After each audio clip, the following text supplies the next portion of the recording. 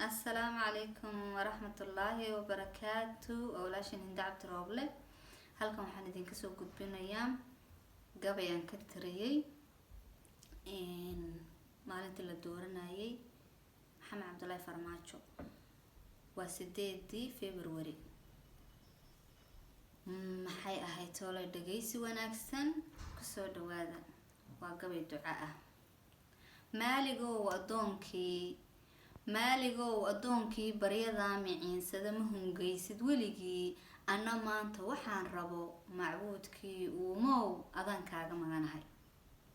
madaxweyne daacada diinta iyo shareecada dalka iyaga ku maamula noo dooro lahayow.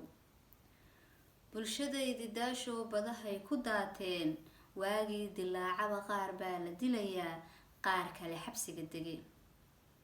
duruufaha nahaysiya dalanbaabiga nahay waxba kama dahsoonow, daa'im waad ogsoon tahay. allahayow mid dooro, mid qabiilka duugo, qarannimadii doono, soomaali durugtay isu soo dabaalo, dalkii noo nabdeeyo. bulshadaydi daashaya dib u noqosho keeniyo, rabbow madaxsa noo door. dulmigaada doomaha iska daaya tiribay soomaali diin iyo dastuur ay ka dhigato, waxaa daris walaalaa ee daarad wadayaal intaa isku dilayaan waa qabiilka nala degay.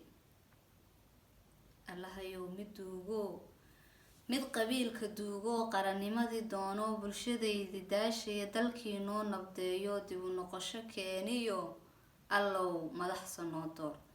aamiin.